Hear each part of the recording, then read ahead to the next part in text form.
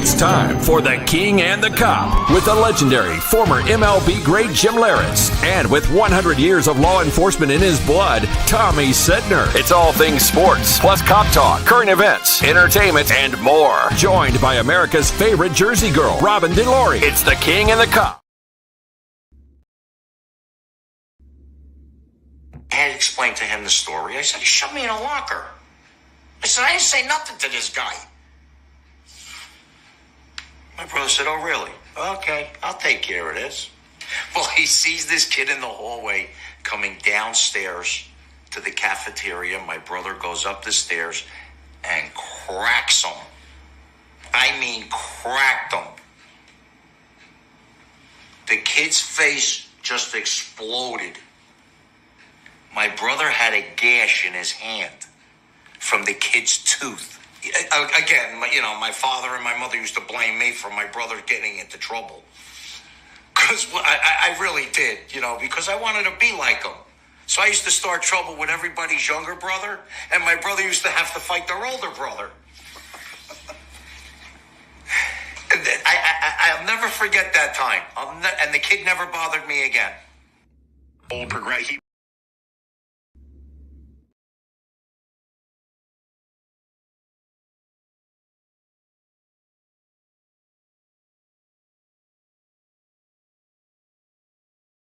One of the best big brothers who protected his butt at all costs. And tonight, we get to have Hall of Famer, Jersey legend, heavyweight champ, Guy the Rock Casale. How you doing, my brother? Hey, guys. How you doing? Thank you for having me on. Hey, Robin. And let me bring on this great producer and director, Guy Ferris, who is Guy Ferris. Nick Ferris. Nick Ferris. No, he's such a good guy. I got Guy on my mind all day long. Listen to me. But my Nick, husband's a little gabaros. Nick, how are you, buddy? How are you? We are here to talk to Guy and Nick is the producer and director of One More Round, The Life of Guy Casale. Guys, I had to start tonight's show with Paulie because he's been my brother for 30 years. We were in the police academy together. And I don't know if I've ever met anybody that could tell a story like him.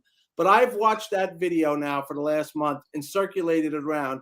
And I continue to laugh because it's the ending, the way he says, he's laughing and smiling and then goes, well, he never bothered me again. Just typical Paulie. But how are you guys doing? It's great joining us on New Jersey tonight live. And I say this, Nick, about this man, your partner here in One More Round. You can't meet a nicer guy than Mr. Casale, the Rock heavyweight champ. No, thanks, you can't. Tommy. No, you can't. And when he was done protecting his family and providing for his family, and injury set him back a little bit, and who knows where he would have ended up, he goes and dedicates his life to law enforcement and taking bad guys off the street there. So one way or another, he was always doing the right thing. But, Rock, you got to tell me, I listened to one thing that really struck me, the Bayonne Bleeder, Chuck Wepner. And he said the greatest fight that he ever witnessed was when you went in the ring at the Garden and fought an ex-con, and I think Halpern is his last name, and you knocked him out. He was unconscious for 3 minutes, and you were not supposed to win that fight. So maybe you could start telling us how it was. You always like that underdog kind of, that everybody else was that you just had to prove everybody at all costs all the time since you were a young guy. Well, as a fighter, I was a heavyweight boxer, and I was kind of small for a heavyweight, but I trained hard, and being in shape, I knew that the guys that I was going against, I had to last.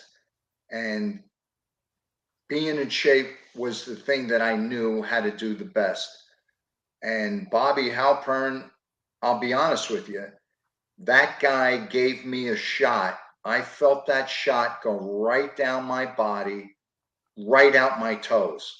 Had it not been for the fact that I was in really good shape for that fight, they would have had to carry me out. Instead, I was in good enough shape to have him being carried out at the end of the fight. I love it. Yeah, I love it. And obviously, we know Chuck Wepner, famous. I think they finally admitted it, that kind of the movie Rocky was portrayed after him. There's always the argument he knocked down Muhammad Ali. Some people still claim he stepped on his foot, but he lasted a long time with the greatest in the ring. What were your thoughts about Chuck Wepner, the Bayonne bleeder from New Jersey? Chuck is a true gentleman outside the ring. I'll never forget the time that I went to the surf club and Chuck was there unbeknownst to me, and I was standing in the line, and Chuck came to the front door. Somebody told him that I was standing outside. He comes outside. He says to me, "Rocky, what are you doing standing out here?" I said, "Chuck, I'm waiting to pay to get in." He goes, "You don't pay. You come right in." I said, "Chuck, I can't do that." He goes, "You come right in." He brings me in. He hugging and squeezing me, introduces me to Joey Barcelona. And he says, "Do you know who this guy is?" And I'm not one to go around saying, "Hey, do you know who I am?" I'm not that type of guy. And I was drinking cranberry and club. And he looked at me and he says, "Cranberry and club? Where'd you get that?" I said, "Chuck, I'm not a drinker." So I can't say enough nice things about Chuck.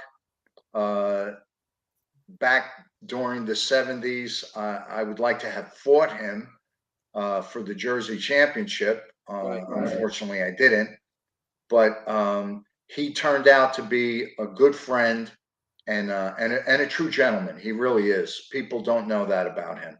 Rock, tell us how it was to grow up in Newark, New Jersey. I'm sorry, I didn't hear you. I think does anybody have something running other than this? Because We're getting some feedback. it's almost like you're listening to the radio while you're on it.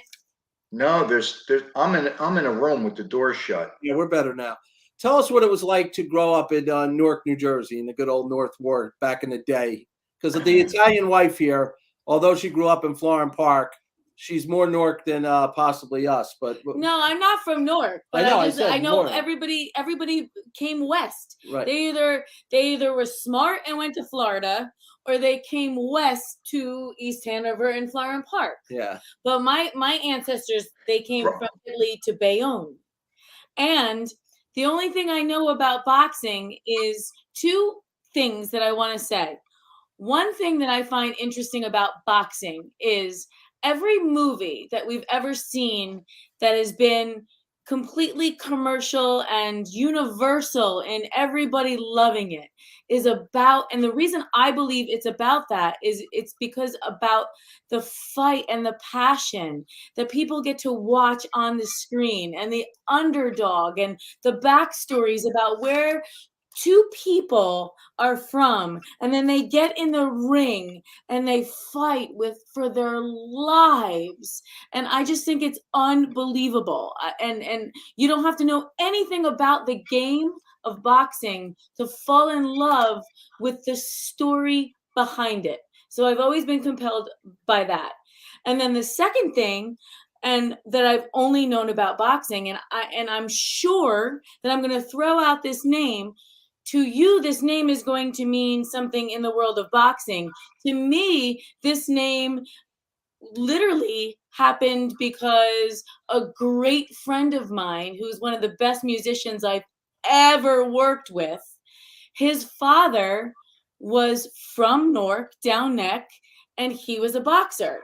But he's older than Guy, so I don't know where it falls into any of this. And the name? Charlie Fusari. Charlie Fusari. So he's like a legend, right?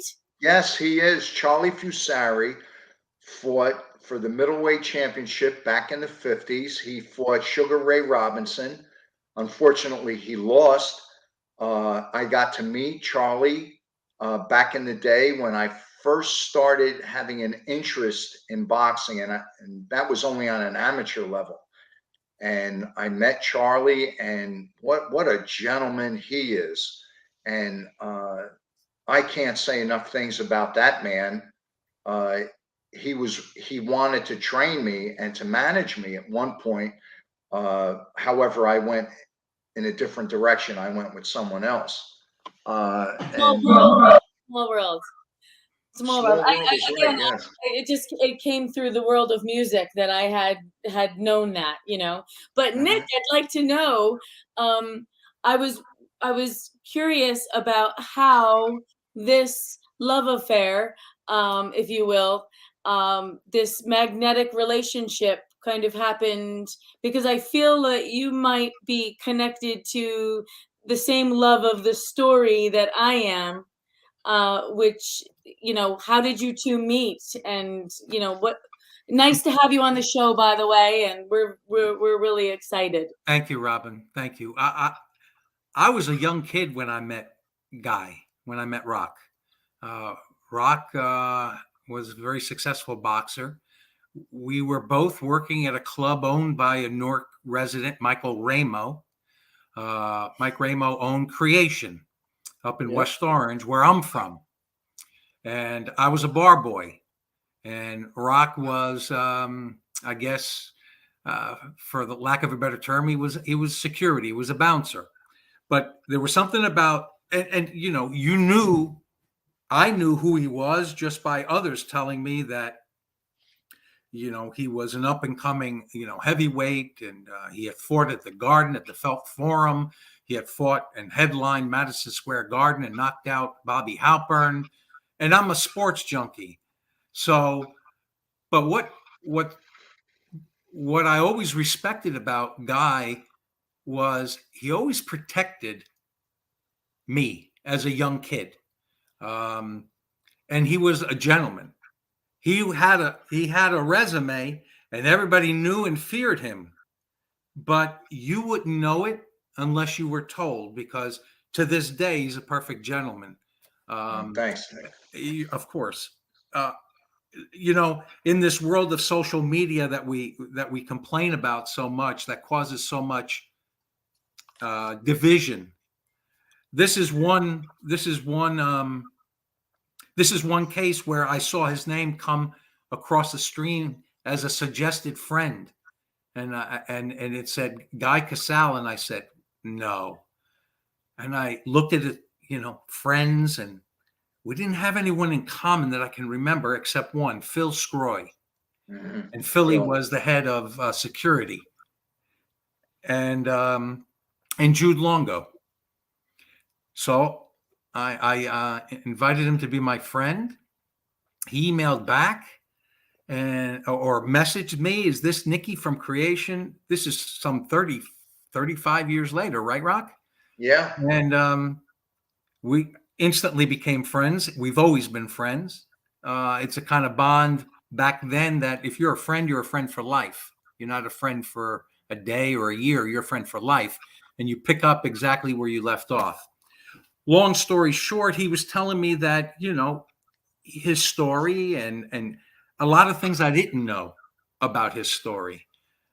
And I said, Guy, this story should be told. I didn't know all of it. Now I do. I said, this story should be told because it's more than a boxing story. Boxing is kind of, you know, Newark sets the scene. Boxing kind of moves the plot. Essex County Prosecutor's Office moves it more, but it's the peaks and the valleys and the challenges and the things that came in front of him, the things he could have done that he didn't do, that to this day he can live here in Florida. And you're right, Robin, you either move to Hanover or you come where we are in Jacksonville or in Naples, Florida. Well, we're freezing and it's raining, so I hope sorry about that. Come where we are. We have the good bagel. So yeah, congratulations. Right. And so to this day, you know, you're talking about a guy with, I think if there's one word, with integrity. He owes no one anything, even though the temptations and the things that were brought to him could have went other ways. And selflessly, not selfishly, but selflessly, he did it the right way. And to you, Tommy, you said Paulie's a storyteller, right? There's only Right. one better storyteller, and you're looking at him. Yeah. He can remember things that, I mean, I can't remember what I had for breakfast, and he's Neither can remembering I. details. And when he tells a story, he brings you in to be in that moment. And so this documentary is going to be a little different. We don't have to show a bully in the getting put into the locker, right? You can Right. imagine, because we all know bullies that used to do that, right? But Exactly then you right. put yourself in there and you see this guy with hair and muscles just taking care of his brother. So I mean, between Paulie and Rock, you have two great storytellers who tell a very compelling story about life. You know, Well, Nick, speaking of this is the wonderful thing about social media, and it's tough because it's wonderful. You want to get the audience engaged, and so this is at the point where I would be remiss if I didn't explain to you that we have a whole lot of comments, and I just want to share them with you at this point because I think it's wonderful that they're engaging, and I think you might smile a little bit because I think they could possibly be people that you know and love. So Matthew Rusinello. Maddie Rusinello is saying cousin Paulie, and he wants you to know that Maddie Boy is watching. I don't know if you can see these. Yes, I can. Okay, Rob D'Augustinus. Rob The the Augustinus, Augustinus' yeah. uncle. Robbie, yo Nick. Rob the Augustinus' uncle was the middleweight champion of the world. wow. Wow. Yeah, from Yes. Philadelphia. Hey, Absolutely. Go ahead, Rock. Tell him. You use the word integrity. Joey Giardello. Joey Giardello, that's Joey right. Giardello is Rob DeAugustinus's Uncle. Yeah. Yes. But don't forget also Tracy Serrato. Serrato is your cousin Tracy. Yes, my cousin Tracy. Oh, And you guys look great, Michelle Casale says. she's a beautiful girl, Tracy. Vito. Not that I favor my family, but all my Vito cousins are says- beautiful. Vito says you're a true gentleman and that Charlie Fusari is a legend. He's engaging a lot in this broadcast and we appreciate it. So I just want Thank to you, say Vito. those are Vito's a North guy too. He's from North. Yeah. Hey, Rock, Nick, you used the word integrity, and I would describe, if I had one word about Rock, is the same thing, integrity. But the integrity started somewhere. Tell us about mom and dad and growing up in Newark, because that's where it started, in your home, and I know how fond you are, both you boys, of your mom. And then I got a funny story about your sister. My mother was both mother and father to me, my brother, and my two sisters. Had it not been for my mother, I probably would have been in jail today, honestly. My mother kept us on the straight and narrow. She ruled with an iron fist, but she was a product of her environment and of the day. My father, on the other hand, he was a rough and tumble guy. All my mother had to do is say to my father, Vinny, your kids are out of line. Boom, that was the end of that story. And we weren't out of line anymore. Right. My mother, I as Rocky Marciano said once before, I get, let me see if I could say this right. If I say it right, I get my strength and my integrity from my mom, and from my dad, I get my wisdom. My mother made sure we grew up the right way. My mother was on top of us in the sense that you got to do the right thing because this is the right thing to do. If it's not this way, here's where you're going to end up. And I'm going to use a phrase that most Italian people would understand. I was a Mama Luke, okay? I lived and breathed on my mother's every word. I mean, I was a street guy. I would, I'd like to think of myself as I could protect myself. I never looked for trouble, but I never backed down from it. Right. And my mom was the one who instilled in both my brother and I, and my two sisters for that matter, these are the right things to do, and this is how you're going to go about doing it. And we listened to her because she was our whole world, really. Had it again, and I don't mean to be repetitive, but had it not been for my mother, I don't think I'd be where I am today. You're making me cry. Did she call it gravy or sauce? So this is what I want to know. What's that? Did she call it gravy or did she call it sauce? I was going to ask you the same thing. We called it gravy. We didn't call it sauce. You're making me cry. It's a mother's dream to have a son say those beautiful things. So about her. So God bless your parents and especially your mom. And to Nick's point, like there's not enough stories out there like this. And in today's day and in today's crazy world with all that we're changing and doing and afraid of and all of that, we can all relate to love, right? And that's everything. I don't know. I love it. So you know what it is? You know what it is, if I may, Robin and Tommy, every person we contacted to appear in this documentary, without hesitation, said yes. Whether it was obviously family members, of course, they're going to say yes. Let's be frank. Childhood friends, of course, they're going to say yes. But I mean, we have people in boxing that absolutely said when, not can I.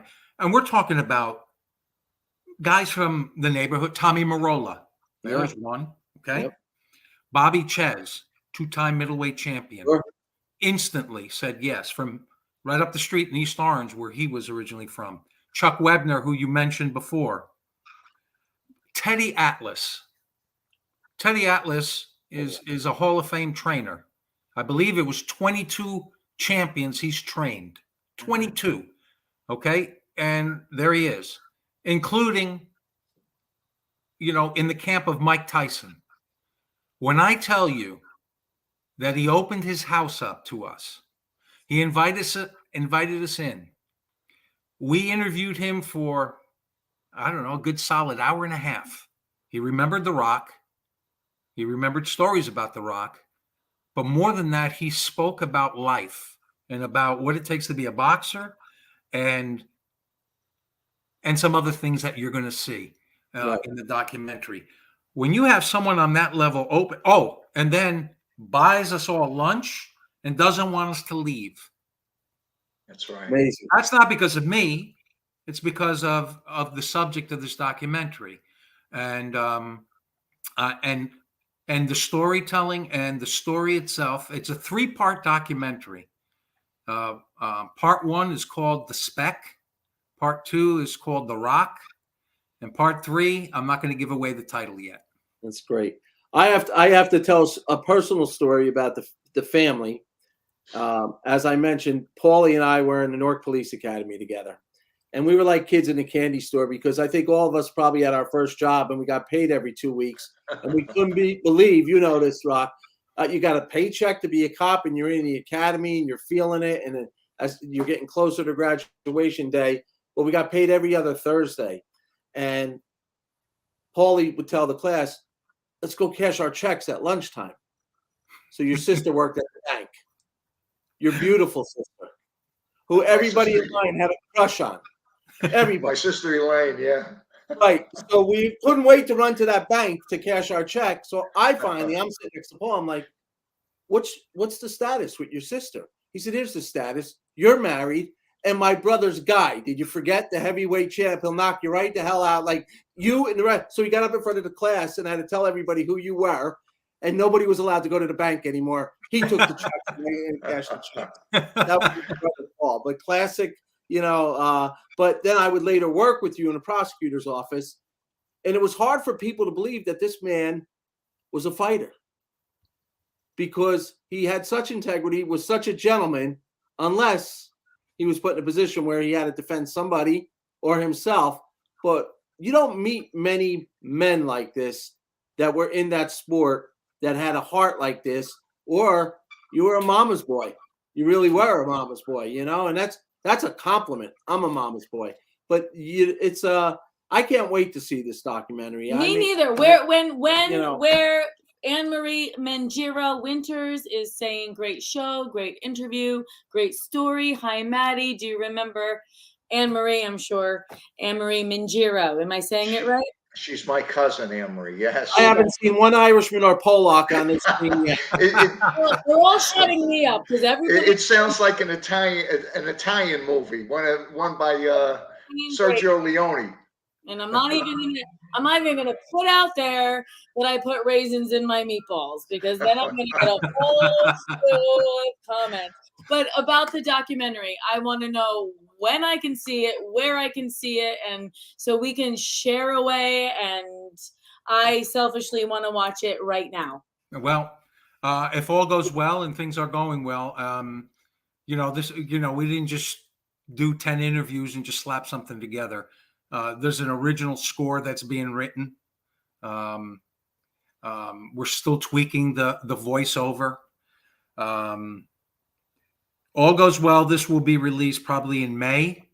And when it's released, it'll be, we're building our own streaming platform, our own website called, it'll be onemoreround.tv, I think is the URL. So if you keep following us on Facebook, we'll keep educating people, but it'll be a 3-part documentary. Right now, you're looking at probably over 3 hours when it's all said and done. I can't wait. So we broke it up into 3 sections. That way you buy it, you can watch it forever. You can watch part 1 a week later, or the next day you can watch part 2, part 3, but you can't share it. So there you go. Well, I'm a binger. I binge. So we have to get this to Apple TV or Hulu or I would love to just sit there and do it. 1, 2, 3. We'll see where it goes. If we create enough buzz, they'll be coming knocking our door down. That's right. Make sure you share every little bit in nook and cranny of that. And there's so much Jersey in this documentary, and the writer, one of the writers is the son of Hall of Fame broadcaster Pat Summerall. His son Kyle. Wow. His son Kyle is writing this.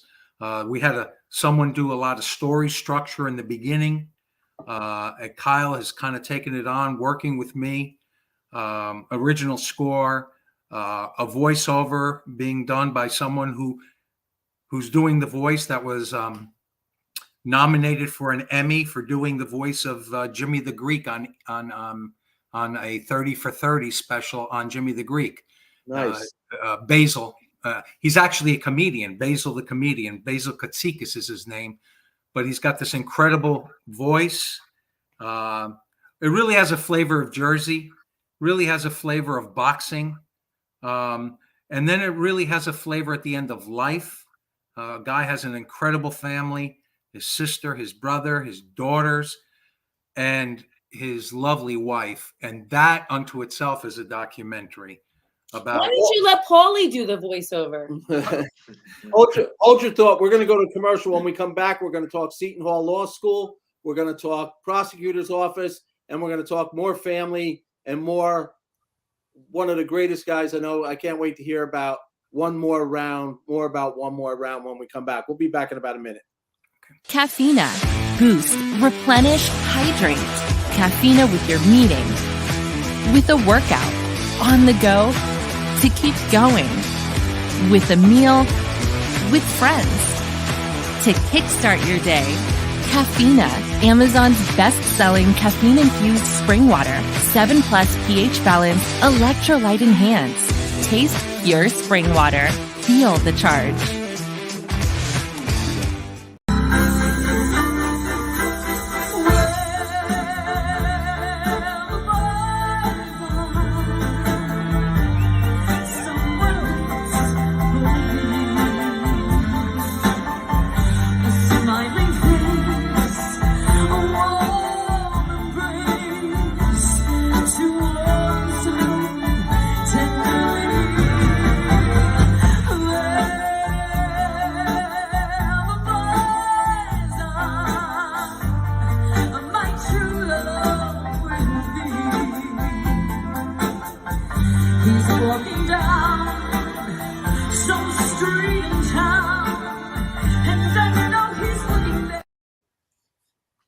I wanted her to let that go. That's the beautiful host here, Robin Delory, singing Connie Francis, because you two have another mutual friend, Mr. Lorenzo Crescibani. Oh, my Lorenzo. Are you kidding me? No idea how that all happened. Ashbet, listen to this. So I've known Lorenzo for forever.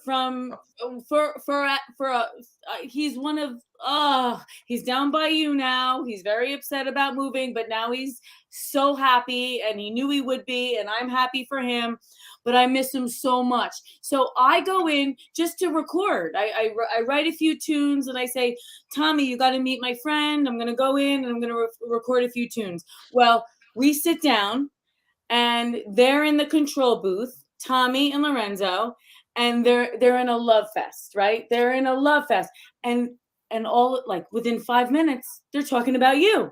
He says, I don't know you. I don't, Right. you know.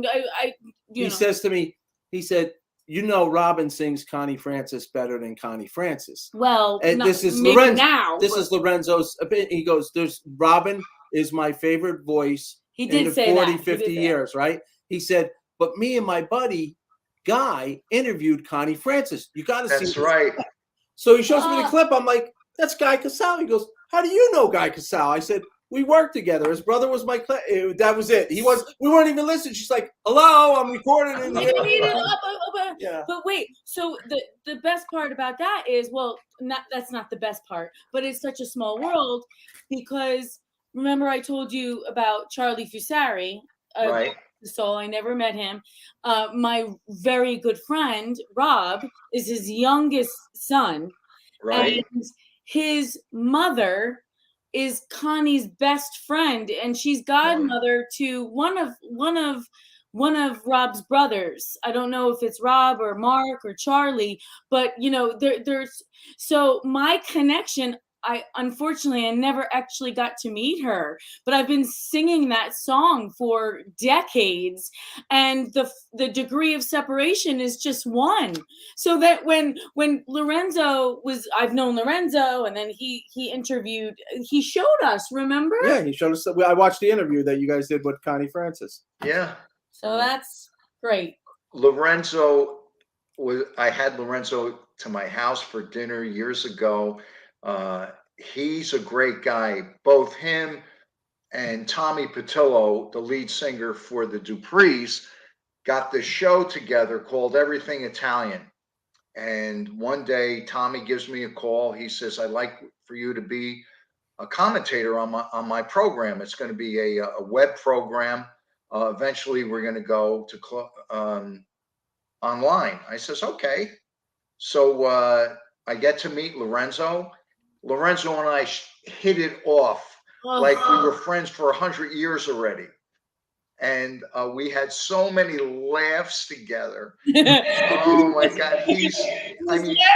Every now and then he'll text me, how you doing? What's going on? And he told me he was down here in Florida now. And I told him, look, we got to get together. But what a great guy. And that interview that we did on Connie Francis, it was at the Nanina's in the park back, oh God, I don't even want to go back that far. I think about 12 years ago.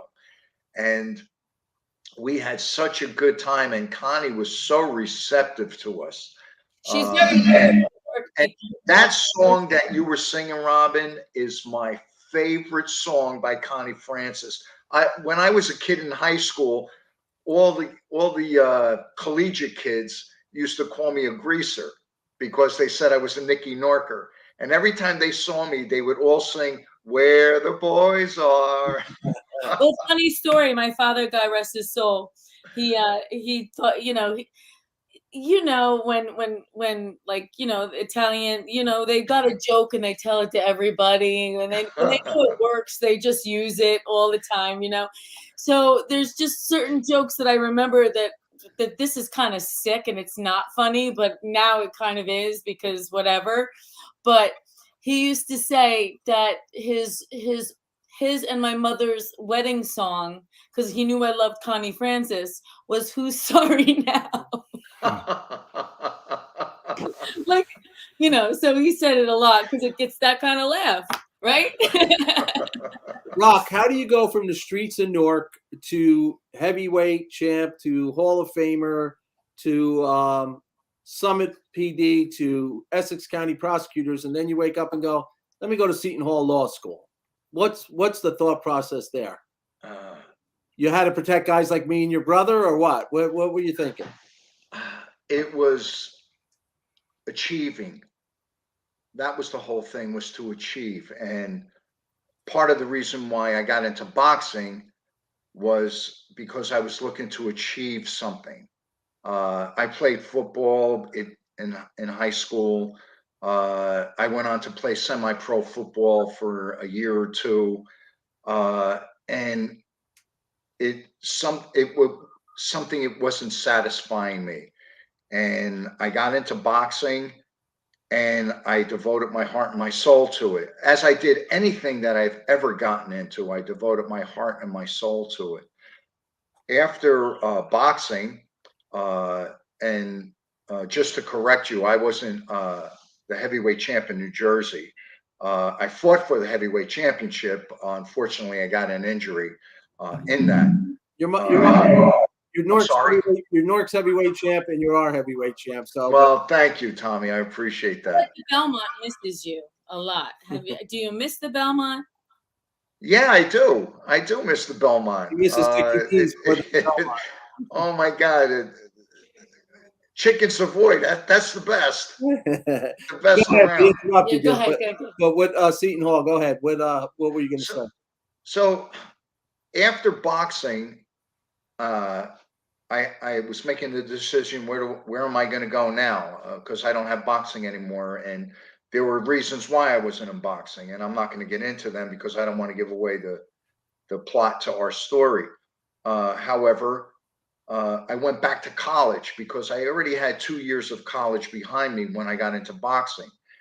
And I went back to college and I finished it. And then I got that hunger again, the same hunger that I had in boxing. I had to achieve, I had to go on. I wanted to accomplish something in life. And I went to graduate school after college. I got my degree. And in fact, I had a double major in college. I got my degree and I went on to graduate school. Well, 2 years into graduate school, I'm thinking to myself, I never thought of this, but I'd like to be a lawyer. I think I want to be a lawyer. And again, I put everything I had into getting into law school. I got into law school, Seton Hall Law School. Not throwing accolades at myself, but you know how it is an accomplishment in itself to get into Seton Hall Law School. Right. And I finished, I graduated, and I accomplished that again. Onto the heavyweight championship of the world. This was part of it.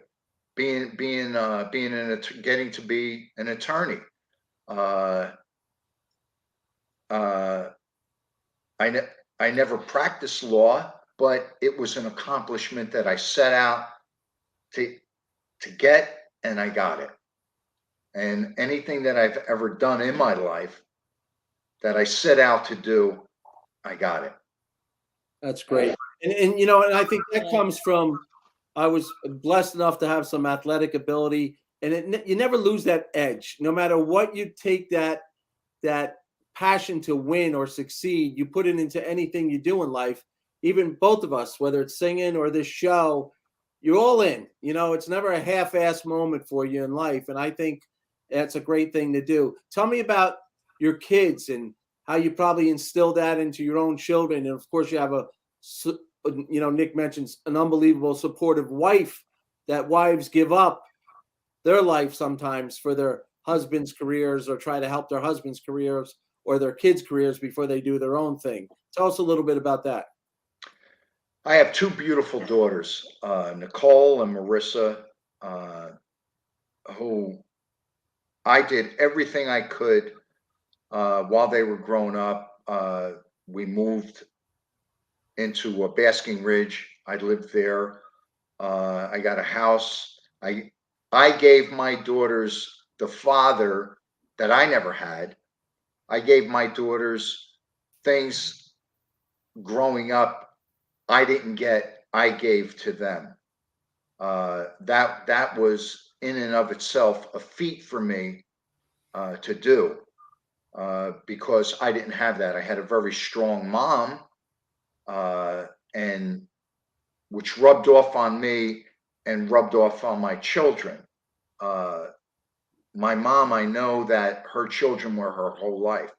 My children weren't my whole life. They were part of my life. And there was the distinction that I learned how to make the separation.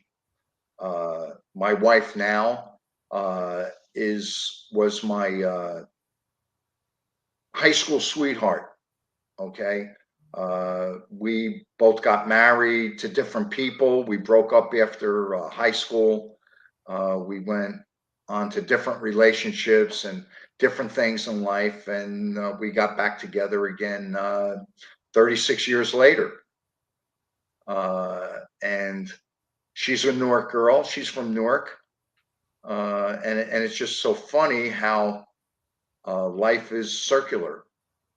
And so who knows? Maybe in a couple of years, I'm going to go back into boxing again. I don't know. We moved to Basking Ridge too, and there's so many it's how beautiful was Basking Ridge?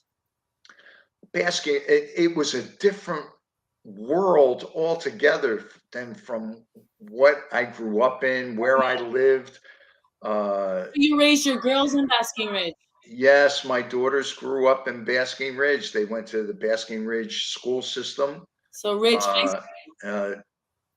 Which was a good environment for them because their peers were looking toward the future and where they grew up and what schools that they were going to. Back when I was going into high school, guys went a couple of ways. They either went into the service, they became gangsters, at least they thought they were, or they went to school or they got a job. Those were the avenues. So it wasn't so much as it is today that you teach children. You have to go to school. You have to you have to be a professional. You have to, do something with yourself. So if you notice that Tommy's making faces, it's not at anything except for. And I have a feeling that you're going to like what I'm about to say, both of you. So we have a golden retriever, and I'm obsessed with this dog. And this dog is like my third son. But so if you see Tommy, because I'm watching him make faces over here, well, it's because I won't let him leave the studio because he needs me. Oh, that's great. Very annoying. Well, what he does is we're in our home studio tonight, and he does this gumming, like he's chewing. And I always say, while I'm on the show, I don't need to hear him gumming. I'm trying to focus on what I'm doing. And here he is on her lap, gumming, looking at me like, when are you going to yell at me? Let me say a few things right now. One, everything that is coming out of your mouth, Guy and Nick, tonight I cannot wait for this documentary because it's so inspiring and it is so universal and it relates to everyone and everything. I am completely warm in my heart from listening to all of this, number one. And number two, a dog is everything. And a dog is the same way. It's heartwarming. It gives you love, and if you just know, when you know, you know. All right, pet lover. Sorry. Just let me interrupt you for 1 second. My little boy is sleeping over here on the side. I have a Brittany Spaniel. His name is Bo, and he doesn't go anywhere. When I leave the house, he lays down by the front door and doesn't move, and he sulks until I get back home. In fact, my buddy's sleeping right here on the side. Guy, I'm telling you, my father, Italian, strong cop, I never saw him cry. His father died, not that he was upset when his father died. When our family dog died, it was the only time I remember my father wailing And I'll get choked up telling you this, but he was in the kitchen. I'll never forget. I was in the other room and I heard my father say, I can't curse on here, but he screamed, I want to effing die. Yeah. Like my father's heart that day was broken and will never be the same. Yeah. Would never be the same. I'm going to tell you, we'll have two things that we can relate to what you just said, and neither one of them has to do with our dog Fitz, whose my mother's last name was Fitzsimmons. We named him Fitz, and we'll get into this on another show. We know the work you're doing because they're doing a documentary about a story about us, and it's called Fitz, and it's about a Newark cop goes to the prosecutor's office. You know my story. Right. The bat for the prosecutor winds up getting involved down neck and everywhere else. So an LA writer decided she loved this story and wanted to write it. So we also have been filming and doing everything. And congratulations. Thank you. And it's fun. But what I wanted to say to you is the story about your high school sweetheart. God makes plans. I mean, we make plans. God laughs at us, right? This girl I met on the stage when I owned the Newark Bears minor league baseball team. And she was singing. I was at an event in, what park were we in? Branchbrook, not Branchbrook. I was with the Infernos and we were singing at Susan G. Komen. Season Ju, blah, blah. And I'm one of the MCs, the backup MC. Or as Robin says, the filler in the seat, because Hoda Copy was the real MC. And when she would go to the bathroom, I guess I would get up there. I was on break. Coda was on break. Right. Hoda was on break, and you were doing it. So make a long story, we met 8 years later. I reached out to her and said, hey, I need the band for an event I want to do for my brother, who at the time was one of the colonels in the New Jersey State Police, and now he runs New York, New Jersey Port Authority. He's the superintendent. But Eddie got cancer from Ground Zero, 9/11 Ground Zero. So I want to do this event. So I reached out to Rob and said, she's like, of course, we'll do anything you want. Hey, and by the way, my boys are older, and you can appreciate this. I'm doing little sidebars. Her one son just graduated high school. He's one of the top running backs in the state of New Jersey, shattered all the records. Her other son's a sophomore, just lit it up his sophomore year in varsity. So we got 2 stud athletes in the house, and I have 3 girls. I never had any boys. So we meet. She says, I want to work besides singing. I need to work. So I said, I took a company. We took it public. It's a law enforcement product called Bowler Wrap. It's a non-lethal weapon. Had tremendous success. It changed my life. And I said, wait, hey, we're going to start a foundation called Let's Wrap. The product was wrap technology. I said, we're going to do about cop suicides. I was worried about cops. She's hired. Fly her out to California. Next thing you know, we're falling in love with each other. She says, we got to leave each other because I need this job. I can't be with you. I was a single mom. Yeah. I finally got a day gig. I was working with the Infernos, but I needed a day gig. I needed to pay a mortgage, and I made a promise to my children that we were never going to leave our home. And so they're my boys, they're my babies. Here's the story, Nick. She said, I can't do this anymore. I can't work for you. I said, you're fired. And we got married 3 weeks later. That's our story. The whole. Well, then the joke became, then I became his boss. Yeah, and as you can see, she's my boss tonight. But 3 daughters, buddy, all girls my whole life. Marry a woman with 2 boys, which is the Bronx Zoo I live in now. But I finally had a boy, and I got a 3-year-old grandson and 2 granddaughters. But my boy is I call him my boy, is my mini me. So he's not my dog that lay next to me, but this kid goes everywhere with me. He's my guy. And as far as the dog, I love him. But when he's with her and me, it's all about her. If she's not here, he's my best friend. Other than that, he wants nothing to do with me, so. But you know what? I just feel like we can all relate to the love of I don't know why it always comes back to the love of a dog, but I feel like when you know, right? So, but I want to hear more about the documentary. I do. Nick, what's your favorite part so far without giving anything away of the documentary? What would you say besides the guy, the way he tells a story? Was it when he was the younger man, the boxer, the police officer, the lawyer, the father? What is it? What would you point out that is the real teaser here? I mean, he hasn't changed. I mean, every phase of his life, he's the same man, and he thought the same way. It's tough. I mean, there are parts of it that are riveting and very emotional. And I knew that it probably wasn't easy for The Rock to sit there with a crew sitting there staring at him in a gym with a ring behind him and smoke and guys and lights. And he was reliving some painful stuff. I think my favorite part actually is towards the end, where his family and his friends try to define what one more round means to Guy. And they all have their own, because I mean, we all know one more round is a boxing expression. Sure. Because all boxers retire, but they all think they have one more round left in them, right? Yep. But in this case, I think it's one more round about life. It's more about life. And what is Guy's one more round? And everybody answers it just a little bit differently. And then, of course, at the end, Guy answers his own truth. If you look at our Facebook page, Philly Scroy, Yep.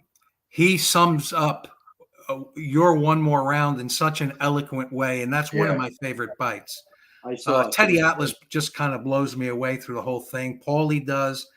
You know what I love, Tommy, is his childhood friends. We're talking 40, 45, 50 years ago. Yeah, 50. They talk about him as if they just were in that abandoned parking lot down the street from Grafton Avenue where they grew up, playing all day long until they heard Guy, Paulie. From God Mom. knows when they heard those two words, Right. they had to run. Right. They had to get home, or the street lights went on. And so, aren't we missing that in today's society? Let me ask you a question. When you drive through the neighborhoods, I know here in Florida, you drive and there's no kids playing hockey on the street. Nothing. There's no kids playing tag. There's no kids playing telephone pole. No one's out. Everybody's playing video games, sitting behind computers. I'll tell you what, I think in so many ways, social media, the computer is great. But on the other hand, it's really who eats dinner together. I remember we didn't start dinner until my father got home. It didn't matter. Yep. Right? But now people are eating in one room, people are eating in another. The TV's on over here. The breakdown of the nuclear family is a big part of the breakdown of America, in my opinion. I tell my kids that my dad was also a Newark police officer. And if my dad worked 4 to 12 shift and it was the summertime and we weren't in school, we ate dinner at 2:00. That's right. We ate dinner with my father before he went to work. That's right. The way it was. 4 to 12 shift reminds me of my mother saying, "Stay away from your father. He's in a bad mood." I think when you really think about it,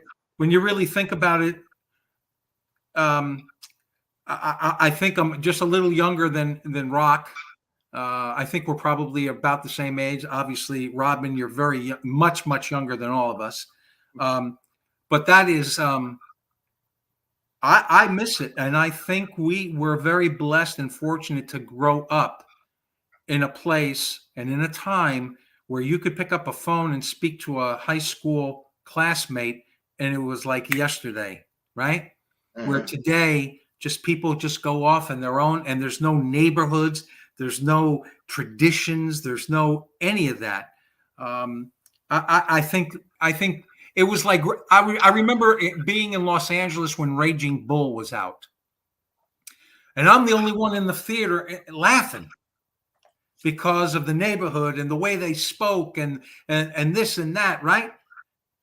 And everybody else is just looking around like, what's so funny? What's this guy nuts? It was that neighborhood thing. It's that it's that Newark, New Jersey. I'm from West Orange. I grew up in West Orange. Mountaineer. I'm a West Orange Ram. They're Mountain Mountaineers, Ram. right? Mountain something. Mountain about Ram. Well, when I was there, it was Mountain Ram 79. Mountain. Mountain, up the hill, down the hill. To this day, how many years later I can call, or I mean, it's like best friends. Like we. West Orange is very interesting. Yeah. You have a camaraderie with your alumni, and if you're from West Orange, you're family forever. Yeah, we are. I mean, it's Beautiful. a unique place, as Newark was.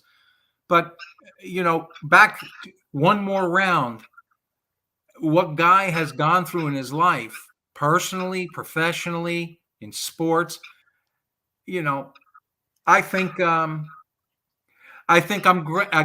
so glad that a guy like Henry Hascup, the president and founder of the New Jersey Boxing Hall of Fame, looked up his name, looked at his accomplishments, looked at who he fought. As Henry says, you can be 32-2, but never fought anybody. Right. Right? Unanimously selected for the New Jersey Boxing Hall of Fame. And when he called him, Rock hung up on him, thinking it was Paulie pranking him. Of course. That's the truth. Oh my God. Hey, we got 2 minutes to go. That's the best. We got 2 minutes to go. You're wait a minute. That makes me laugh. So you thought it was this? I had to explain to him the story. I said, "Show me." That's him. He gets on the phone. He goes, "Hey, Guy, is this Guy Casale?" And I went, "Yeah." He goes, and I was working at the prosecutor's office at the time. He called me in the office, and he said to me, "I just want to congratulate you on getting into the New Jersey Boxing Hall of Fame." I went, "Paulie, I swear to God, I'm going to come over your house and punch you right in the head. Stop screwing around." And I hung the phone up. You had to call him back. Hey, real quick, we got 2 minutes to go. I'm assuming Marciano, who you were named after, favorite fighter, or who was your favorite fighter of all time? Rocky Marciano. Right. Because I try to emulate him. He's a man. The odds were always against him, as they were against me too. And I just immersed myself into emulating him and being the type of fighter that he was. You guys have to come back. Yeah. You have to come back.